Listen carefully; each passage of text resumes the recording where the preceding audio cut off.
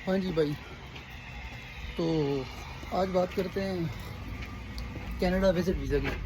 क्योंकि पाकिस्तान में जो आज के दौर में सबसे ज़्यादा जो एक डिबेट चल रही है, या जिसके बारे में जो सबसे ज़्यादा लोग बात करते हैं, वो कनाडा के विज़िट वीज़ा की। तो आज मैं आपको डिटेल से सारी चीज़ बताता हूँ कि इसमें क्या रियलिटी है, कितने लोगों का वीज़ा लगता है, कितनों का नहीं लगता। यहाँ पे बैठते हैं पहले आराम से, एक जगह बनी हुई है घर के सामने। अब आपको डिटेल से चाय मेरे पास है और बैठ के सारी बात करते हैं, आपको बताते हैं कि कनाडा विज़िट वीज़ा की क्या रियलिटी है। पाकिस्तान में कितने % लोगों का वीज़ा लग रहा है, और लग भी सिर्फ इसी साल का लग रहा है, या कुछ लोगों के 2019 के 2020 के जो फ़ाइल लगी हुई थी उनके वीज़े अब आ रहे हैं। तो उसका नाम यूज़ करके बहुत से कंसल्टेंट ये कह रहे हैं कि फ़्रेश पासपोर्ट है और 10 दिनों में और 20 दिनों में विज़िट वीज़ा का जो है ना रिस्पॉन्स आ रहा है। तो इसमें रियलिटी है कि वीज़े लग रहे हैं कनाडा विज़िट के, लेकिन उसमें जो मैंने देखा है मेजॉरिटी ऑफ लोगों के वीज़े वो किसी की फ़ाइल 2020 की लगी है, किसी की 2021 की लगी है, किसी की 2022 की लगी है। तो उनके डिसीजन अब आ रहे हैं, क्योंकि कोविड था, कोविड की वजह से सारी फ़ाइल स्टक हुई थी, तो वीज़े अभी आ रहे हैं।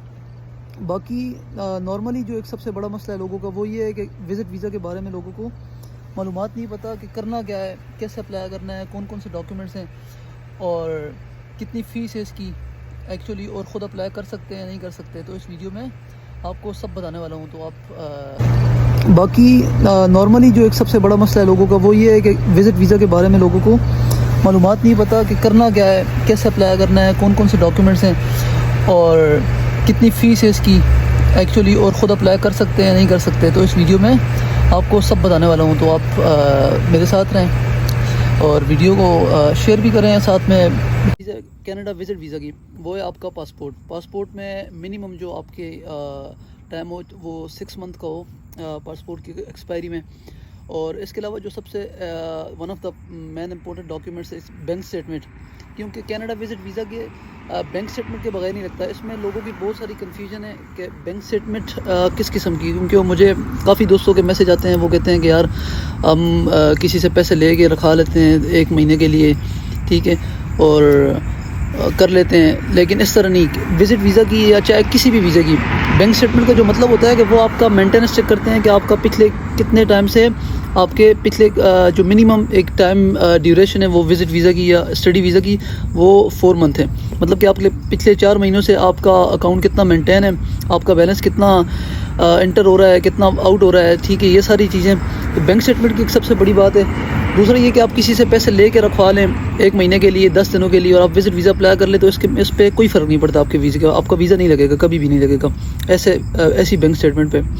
तो उसके बाद the second most important thing is like your cover letter. Cover letter एक ऐसी चीज़ है कि मेरे ख्याल से आपका 50 to 70% आपका वीज़ा उसी पे होता है। उसको कवर लेटर आप आसान अल्फाज में कह सकते हैं SOP का, स्टेटमेंट ऑफ पर्पज़। यानी आप विज़िट वीज़ा अगर अप्लाई करना चाह रहे हो तो क्यों अप्लाई करना है, आपका मकसद क्या है जाने का वहाँ पे, और उसमें आपने फिर अपनी हर चीज़, आपका अपना पूरा एक ट्रैवल प्लान आपने बना के उसमें बताना है कि मैंने इस डेट को जाना है, इस डेट को वापस आना है, ये मेरा ये प्लान है, यहाँ पे मैंने बुकिंग की हुई है। ये सारी चीज़ आपने उसमें ट्रैवल जो प्लान है उसमें आपने बताना है, और ये कवर लेटर या SOP की शक्ल में आपने देना है। उसके बाद one of the documents like bank statement हो गई, पासपोर्ट हो गया आपका, और ट्रैवल SOP हो गई, और जो चौथा डॉक्यूमेंट्स वो आपके फैमिली टाइज है। यानी आपके जितने भी पाकिस्तान में आपके विज़िट वीज़ा के चांसेस उस सूरत में इंक्रीज़ हो सकते हैं जब आप ये बताओ उनको और ये कन्विंस कर लो उनको कि आपके पाकिस्तान में फैमिली टाइज बहुत ज़्यादा है। फैमिली टाइज का मतलब क्या है? फैमिली टाइज का मतलब है कि जितना आप शो करवाओगे अपने, उसमें आप सबसे पहले जो चीज़ है वो FRC है, यानी फैमिली रजिस्ट्रेशन सर्टिफिकेट, सबको पता है उसके बारे में। तो वो हो गया। उसके बाद आपकी कोई ज़मीन हो गई, ठीक है, कोई प्रॉपर्टी, कोई बिज़नेस, कोई आपकी कार वगैरह है, कोई आपके पास गोल्ड पड़ा है, ठीक है। उसके अलावा ये फाइनेंशियल में भी आ सकते हैं, और ये फैमिली टाइज में ये आ सकते हैं कि आपने बताना है कि मेरे पीछे पेरेंट्स हैं, ठीक है, या पीछे अगर आप शादीशुदा हैं तो आप बता सकते हैं कि पीछे बच्चे हैं आपके, ठीक है, आपका बिज़नेस है, पीछे आपकी प्रॉपर्टी है और आप वेल सेटल हैं पाकिस्तान में।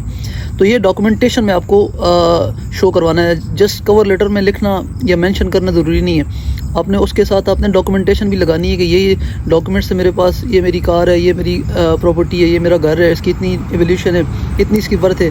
तो ये चीज़ उनको एक कन्विंस करती है कि इस बंदे के पास काफ़ी सारी चीज़ें हैं पाकिस्तान में रहने की, यानी इसके पास कोई वजह है वापस आने की। क्योंकि जब उनको ये श्योर नहीं होंगे, वीज़ा ऑफिसर जब ये श्योर नहीं होगा कि आपको जो है ना वीज़ा देंगे तो वापस आएंगे या नहीं, तो कभी भी आपको वीज़ा नहीं देगा, क्योंकि आपने बताना है उनको कि मैं वापस ज़रूर आऊँगा।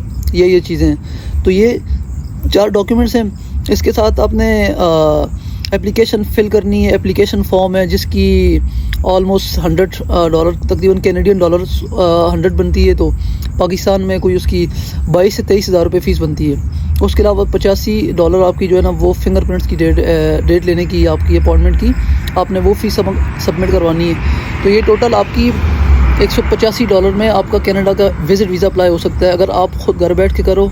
इसके लिए जो डॉक्यूमेंटेशन है वो आप ख़ुद तैयार करो। ये डॉक्यूमेंटेशन में कोई इतने ज़्यादा बड़े पेचीदा वाले कॉम्प्लेक्स डॉक्यूमेंट्स नहीं हैं। तो ये थोड़ी सी डिटेल थी कनाडा विज़िट वीज़ा की। तो होप आपको वीडियो अच्छी भी लगी होगी और आपको थोड़ी इन्फॉर्मेशन भी मिली होगी। बाकी जिसको अगर कोई क्यूरीज़ हैं, कोई चीज़ें पूछनी है तो आप कमेंट में बता सकते हो। और मैं चाहता हूँ कि आप वीडियो को ज़्यादा से ज़्यादा शेयर करो ताकि लोगों की जो एक मिसअंडरस्टैंडिंग या लोग मिसलीड कर रहे हैं पाकिस्तान में विज़िट वीज़ा के बारे में। तो मेरे ख़्याल से कि अगर आपको जो काफ़ी लोग बता रहे हैं कि आपको इतने पैसे दे के मतलब विज़िट वीज़ा का जो सिस्टम है वो कर रहे हैं, अगर उसके बजाय आप अपना जो है ना उस पर करो, फोकस करो आपकी ट्रैवल हिस्ट्री पे, यानी आपके जो पैसे आपने 20-25 लाख 30 लाख लगाने हैं किसी को दे के विज़िट वीज़ा अप्लाई करना है, तो अगर वही आप 20-25 लाख में आप 5-6 अच्छे मुल्कों में विज़िट करके आ जाओ, अपने पासपोर्ट पे 5-6 वीज़े लगा लो, तो मेरे ख्याल से आपका वैसे ही 50 to 70% आपका वीज़े के चांस हो जाते हैं। तो ट्रैवल हिस्ट्री भी बहुत ज़रूरी है, लेकिन मैंने देखा है कि फ़्रेश पासपोर्ट पे भी वीज़े लग रहे हैं और लगते भी हैं अगर आपकी फैमिली टाइज मजबूत हैं, आपकी बैंक स्टेटमेंट अच्छी है। और बैंक स्टेटमेंट के बारे में एक ये चीज़ मैं क्लियर करता जाऊँ कि बैंक स्टेटमेंट ये नहीं कि आपकी 1 करोड़ रुपए की बैंक स्टेटमेंट या 2 करोड़ की है तो आपका वीज़ा लगेगा, और आपकी अगर 20 लाख की है 30 लाख की तो आपका नहीं लगेगा। ऐसी कोई बात नहीं है, क्योंकि वो ये चीज़ नहीं देखते कि आपके पास पैसे कितने हैं। वो ये देखते हैं कि अगर आपके पास ये पैसे हैं तो उसका प्रूफ क्या है, सोर्स ऑफ इनकम क्या है, ठीक है, और आपने इसको मेंटेन कैसे किया हो, यानी कितने आप अपना इस्तेमाल में ला रहे हैं और कितने पैसे आपके अकाउंट में पड़े हैं, ठीक है। तो ये मेंटेनेंस उससे ज़्यादा ज़रूरी है कि आपका बैलेंस जितना ज़्यादा हो। तो होप आपको वीडियो अच्छी लगी, प्लीज़ को सब्सक्राइब करें चैनल को और शेयर करें साथ, ताकि सबको ये वीडियो पहुँचे। और मज़ीद जो भी वीडियो इस किस्म की विज़िट की वीज़ा बारे में या स्टडी वीज़ा के बारे में तो वो आपके पास पहुँचे। Thank you.